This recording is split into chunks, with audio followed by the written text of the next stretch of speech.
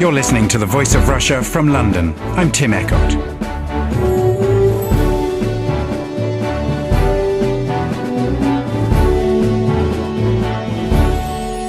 Britain is, according to the Institute of Race Relations, home to about 2% of the world's asylum seekers. In 2011, the last year for which figures are available, Britain had around 25,000 applicants seeking asylum.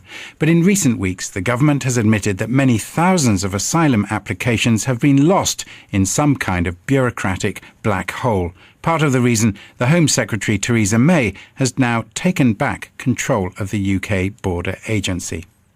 According to the Home Affairs Select Committee, over 60,000 asylum seekers' cases will now have to be closed because the applicants cannot be traced. Meanwhile, the ultra-right-wing British National Party claims there may be almost 500,000 unresolved asylum applications in the UK. Under United Nations Convention, Britain has a duty to offer protection to those in need, and an asylum seeker is anyone who's awaiting an official decision as to whether they can be classified as a refugee. According to the UNHCR, the USA receives the most asylum applications each year, more than 80,000. In Europe, France gets more than double the UK figure, and so does Sweden.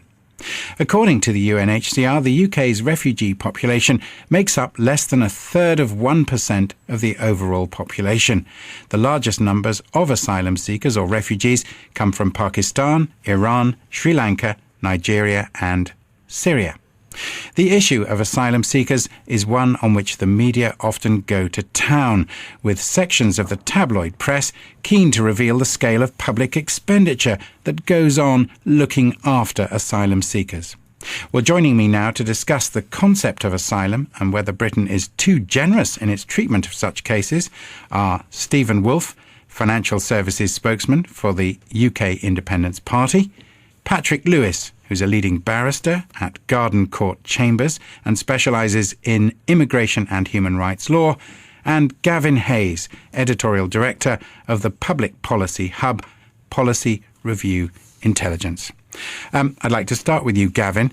Has the very phrase asylum seeker become a dirty word, or phrase, I should say? When we say asylum seeker now, it's almost taken as implying that it's somebody who doesn't deserve our help, isn't it? Well, certainly I think that in the context of this discussion, what is greatly needed is an intelligent, informed national debate on the issue of asylum and immigration. All too often we get these rather hysterical headlines on the front pages of newspapers. And I don't think that is necessarily helpful to the sort of debate that, grown-up debate. And often revolving around the cost, isn't it, of what asylum seekers allegedly cost the UK economy. That's often a main plank of people's worry about this very sensitive term, asylum seeker, and the numbers of people that might represent. Yeah, sure. And I think one of the figures that we need to emphasise and continue to emphasise is that you alluded to in your opening remarks. The UK is the home to less than 2% of the world's refugees, and yet we are the seventh biggest economy. And we do need to remember that these are people who are often fleeing persecution, fleeing human rights abuses. And so therefore, if we are a civilised society, we should be willing to welcome some of these people to our country. Let me turn to you, Stephen Woolfe from UKIP. Tell us, what is UKIP's view and position officially on asylum seekers? Do you see them as a burden on the economy? No, we don't actually, Tim. But going back to your first point, sadly, I think the word has become dirty in some ways. One of the reasons why it has become dirty, sadly, is because although our numbers are relatively low, it used to be 8,000 who roughly around accepted each year, there was a 3-year period under the Labour government where numbers dramatically increased. I've been told it was in the region of about 170,000 on average for 3 years. That is where some of the messages got mixed. Thankfully, we've all become sensible and managed to look at the real asylum seekers and deal with immigration. Hopefully, that keeps a lid on those who are extreme on this area. Patrick Lewis, let me come to you because you're dealing firsthand with people who seek and need asylum or refugee status in this country. Do you come across cases of people who you think patently are trying it on? I mean, why have we got to this stage where people are being labelled scroungers who come here clearly out of great need in the first place? I mean, of course, there's always going to be an element of people who will fabricate claims in order to be able to gain access to the United Kingdom. But from my own experience, the vast majority of people I've been representing have genuine claims and are individuals who are fleeing persecution or fleeing conditions in their country that has left them no option but to seek refuge abroad. And it is always, from my experience, a decision of last resort rather than the first choice. It's a situation where people are leaving their homes and probably going to have to leave those homes forever. They'll never be able to return. And so those decisions aren't made lightly.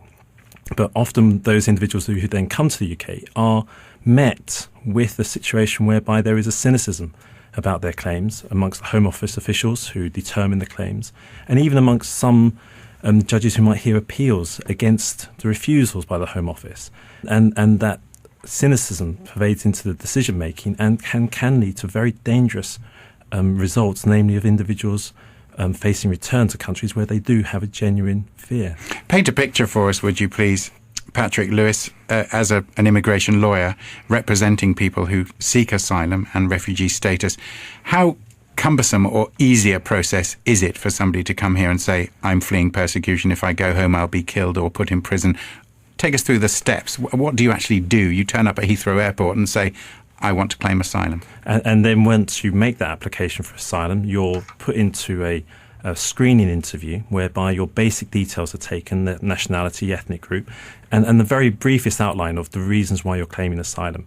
And it's on that basis then you're put into one of two procedures. One is a procedure whereby you'll be given an appointment for an interview, whereby you'll be able to give your story and an explanation as to why you've come to the United Kingdom, and a decision will be made at the end of that interview, potentially with representations made by a lawyer.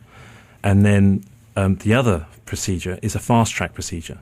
And the fast-track procedure is used for cases which the Home Office consider to be more straightforward, or cases of individuals who are coming from countries which aren't accepted as refugee-producing countries. And that fast-track procedure is the individual is detained throughout the procedure.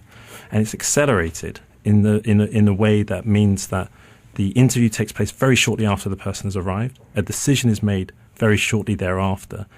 And if the decision goes against that individual, they have the right to appeal. But again, that decision, the appeal is listed perhaps 2 weeks after or a week after the decision is taken.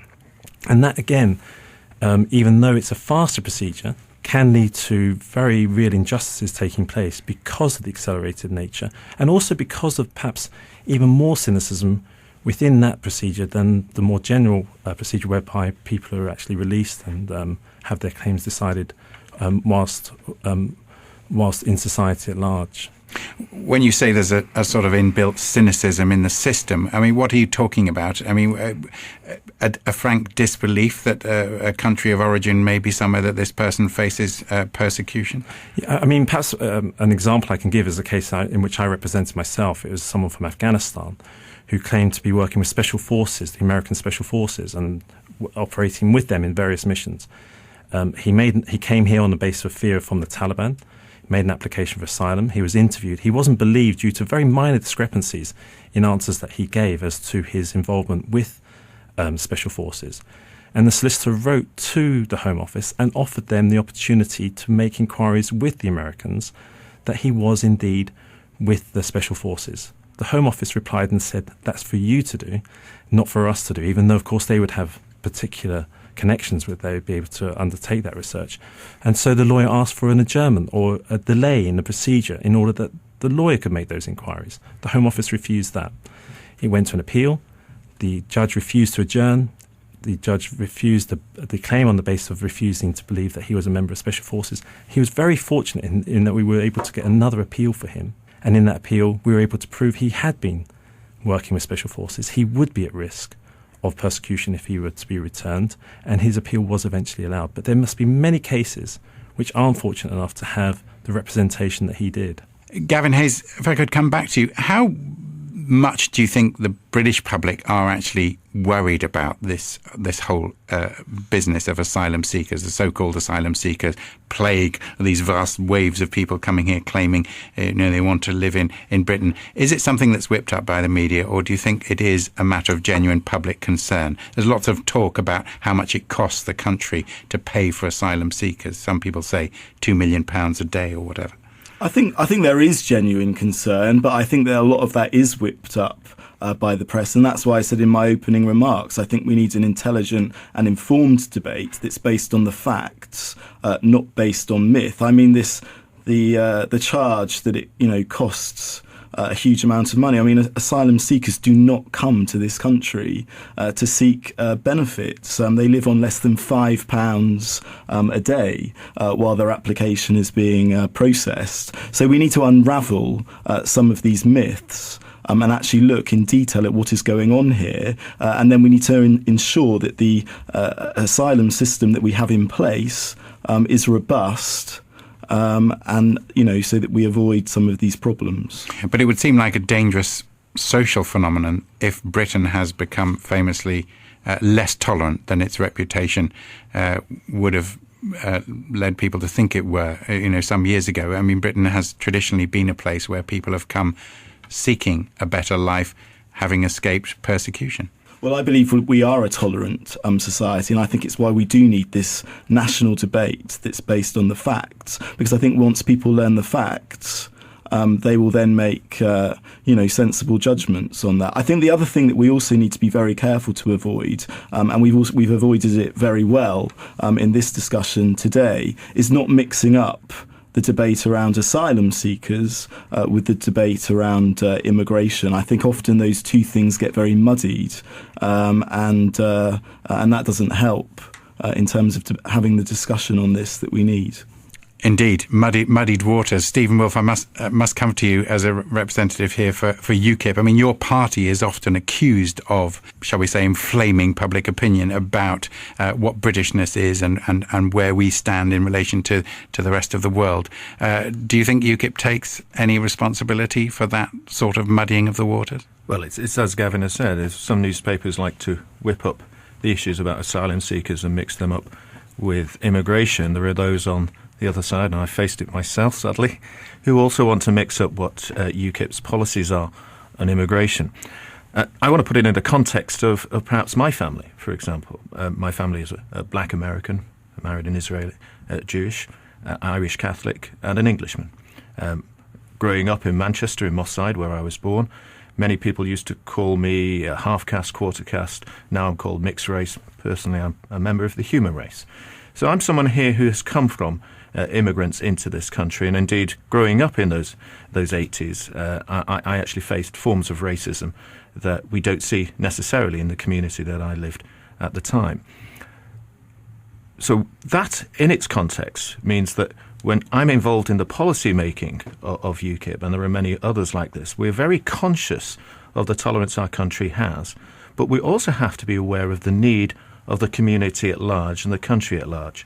And so when we talk about immigration, we have to analyse the facts, which are the numbers, and how it have an impact on education, health, schools, and just social services. I think when I was growing up, we had an average around 30 to 50,000 kind of net migration, whether it's from the West Indies or other countries in Africa or Pakistan and India. The problem during the last 10 years, and particularly under the Labour government, is we've had up to 500,000 a year. And those levels are quite unsustainable in this country. If we want, and many parties have suggested that 70 million is a kind of optimal level that we should be looking at this country, if we continue at those levels, by 2050 we'll be around 85 million people. That is not really sustainable for this nation, because we have to look at the way that we provide food for our inhabitants, water, housing, transport, and all those other costs. So I think that's where the argument comes from. And all that UKIP is trying to do is reflect the concerns from people across the country in different communities are saying, we're already feeling that impact now. How are you, as politicians and policymakers, going to address our concerns about jobs and health and education with these numbers sensibly?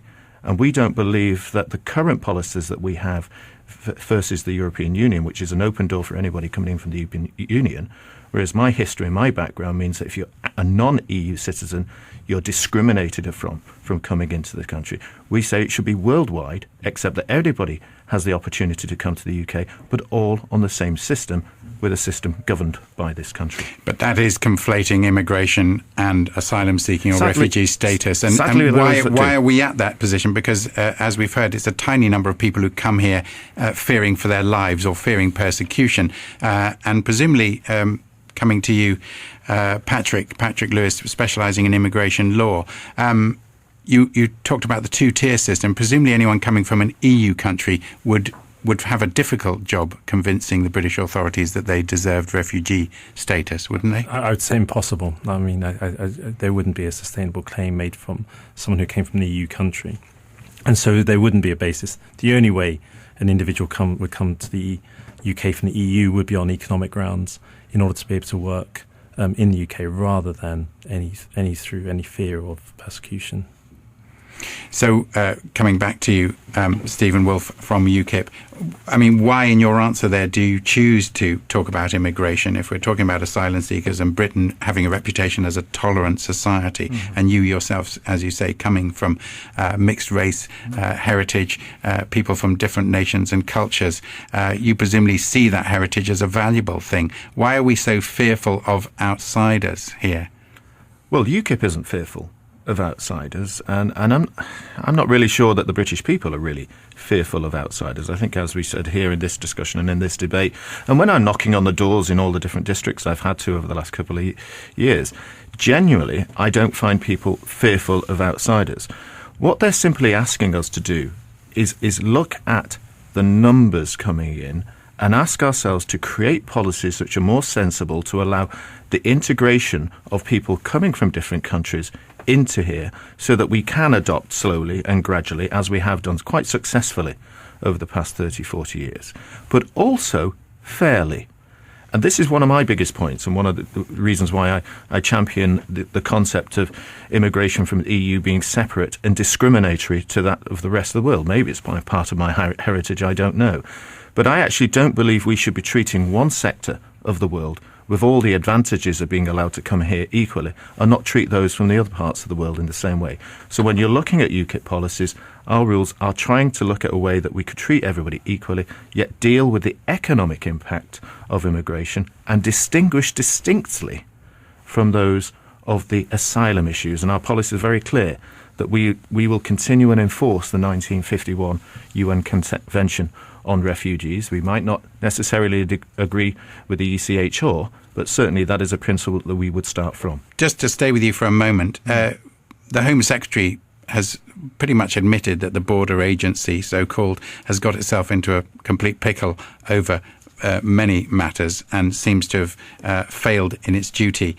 What would you like to see happen to the border agency? I mean, obviously, the Home Secretary's been in recent weeks talking very vociferously about the case of Ecott, who probably straddles this issue, doesn't he, in terms of he came here as a legitimate political refugee, but now Britain seems to be wanting to get rid of him because his views don't accord with our ideas of tolerance and how people should behave once they are allowed in. I think let's look at the UK Border Agency. They were hamstrung in two ways. They were hamstrung firstly by mixed message policy making, in the sense of the way that the Labour government allowed them to have as much immigration coming in and lots more flexibility. Then the Conservatives and Coalition have changed that. And there's never really been a view that we must have a very strong singular policy that treats everybody equally. Secondly, they're hamstrung that they didn't have the relevant numbers. And we're obviously going to face cuts in this country, but during the period when the good days, there just wasn't enough. And we have suggested in UKIP that we need to increase the numbers to 30,000 to be able to handle the backlogs that are involved. Dealing with Ecott is obviously a more complex issue. As a lawyer who believes in human rights, I can fully understand the court's reasoning for wanting to try and enforce laws and principles in place so that it doesn't happen to other individuals in the future who may not be as, in some ways, disreputable as Ecott. He came over legitimately. But what we face in this country with people like Ecott is when we are told that these individuals are a danger, promoting the death and destruction of individuals and organisations, and also promoting something that could be seen to be problematical for the safety of people in this country, and we're not allowed to remove him, that actually sends out a very bad message across the globe. It's so simply, you could stay here and say whatever you like against this country. You can threaten the people, you can cause harm and damage, you can encourage others to commit offences of assault or other violent crimes, but we can't do anything about you. And what does that say to the rest of the people? It sends a very bad message, that in the sense that we can do whatever we like and the government will never get rid of you and we can enforce crime. I don't think that's the right message we should have. Gavin Hayes, to go back to you, I mean, you've stated very clearly that we mustn't muddy the waters, but is there a basic policy failing here on the part of the government in terms of this confused message? Take the case of Abu Qatada and the way the media has mixed up the idea that too many people coming here may be bad for the infrastructure of this country. I actually wonder if the whole problem has not got so bad that what we in fact need now is some sort of independent public inquiry, a bit like we had on media standards, that's led by a judge, that's based on the evidence, so that we can have a public airing of all the facts, all the figures, all the evidence, let everyone put their evidence on the table, and then that inquiry should be charged with the responsibility of coming up with practical solutions. And that way, we would have that informed and intelligent national debate that's so clearly urgently needed. Patrick Lewis, we need to be careful about which judge presided over an inquiry like that, wouldn't we, according to the picture you painted at the start of the conversation, if you say there's a sort of institutional wall to be surmounted when you first apply to be a refugee in this country? The first tier of the tribunal, there is a varied standard in the judges that sit in that tier. Some are very good and some are not so good, and some do come with preconceived ideas. But I think actually one of the things that we should cherish within this country is the judiciary. The judge who heard the Abu Qatada's appeal, Justice Mitting, is a very experienced judge, and a judge who's not known to be a liberal, but nevertheless heard the evidence and made a decision on the basis of the evidence and on the basis of the law. And it's something that we should be very proud of, I think, in this country, that is still what occurs. Because when there's so many institutions, the BBC, the journalism, politicians that are open to criticism, the one body which seems to be not corruptible is the judiciary. And so I'd be very wary of suggesting that there'd have to be a very careful decision as to which judge is put in charge of such an inquiry.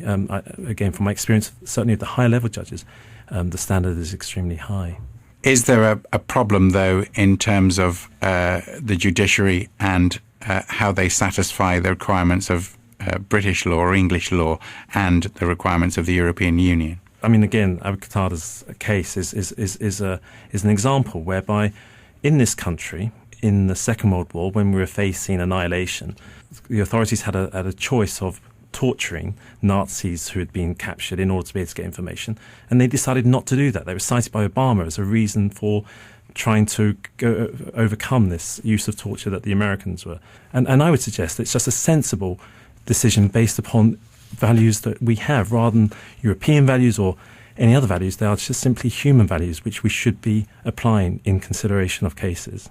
I wonder if you could tell us, working as you do as an immigration lawyer, what do you make of the media frenzy that tends to be worked up about cases like that, but about the issue of asylum in general? In whose interest is it to make this a bugbear for the British public? I think one of the main problems that we have when we're dealing with asylum seekers and refugees is we forget what we're dealing with is actually human beings, and it becomes a political issue, and one which is one used to simply gain votes rather than acknowledgement that these are individuals who are the most vulnerable in our society, and to target those individuals for political gain is something that we should resist. And Lord Chancellor appointed by Margaret Thatcher, who referred to when judges in the tribunal are dealing with asylum seekers, it's the one remaining court in the land where issues of life and death are still decided. And that is what we're facing when we're dealing with and talking about policies for refugees. And we have to be very cautious then in trying to use a few individuals as a reason to dismantle a system of protection. Stephen Woolfe from UKIP. Tim, I was going to say, when we're looking at the system that Patrick has talked about and why there is that interaction between the newspapers and the public, it's because of the failure in many cases of actually being able to, as we say, wheedle out those who are abusing the system and then not being able to get rid of those people from the country. But how big a problem is that? I mean, it seems to be a rather tiny number of people, and yet we're besieged by stories in the media claiming that Britain is virtually bankrupted by so-called bogus asylum seekers. That unless you actually look at the system and say, how do you minimise those breaches and therefore give the people the comfort that the system is working properly, then this will always occur, and you'll always get the people saying there's something wrong with the system, we must blame the asylum seeker people. And one of those issues is that connection with immigration, and one of them is the connection with the European Courts of Human Rights. I agree also with Patrick that thankfully, and maybe because I'm biased as a lawyer as well, that we do have a very good judicial system in this country. But when I look across the waters to Europe, and I look at the ECJ, for example, that doesn't have trained lawyers sitting there as justice, as the judiciary as we do here, that you can have a commissioner, that you can have somebody who simply worked as an administrator making those decisions. I don't have the same level of comfort that perhaps Patrick might have of the judiciary here that I do. So I think we have to look at those decisions, because many of those decisions made in Europe are politically based. It's about ensuring that the European Union stays in its position and its system of justice is pushed out across Europe, and that ignores the well-worn common law system that we've created here. Gavin Hayes, talking there about wider policy issues. Do you think the government or people who define policy in this country are doing a poor job at getting their message across? You said you've said several times that we need a clear debate and a rational look at these issues. How does the government get these issues out there, these macro issues, to the people who vote them in on an intelligent level, without it being the waters being muddied by the press, by individual cases which flagrantly do seem to abuse the system? How do you make policy sensible and yet accessible? I think politicians of all parties do need to be very watchful and careful of the language that they use in this debate. I think politicians of all parties in the past have at times inflamed the debate and sort of used the immigration card to gain votes. I think there is a responsibility of politicians from all parties to move away from that kind of debate. I think clearly the public do have issues and they do have concerns, and it's absolutely right that public policymakers address those concerns, but it needs to be done in a way that is intelligent, that is informed, and doesn't just simply play that immigration card. Well, I'm afraid our time is up for today. But Gavin Hayes, Editorial Director from Policy Review Intelligence, the Public Policy Hub, thank you for joining us. Patrick Lewis, Barrister at Garden Court Chambers, specialising in human rights law, thank you. And Stephen Woolfe, Financial Services Spokesman for UK Independence Party, thank you too for your time. This is The Voice of Russia from London.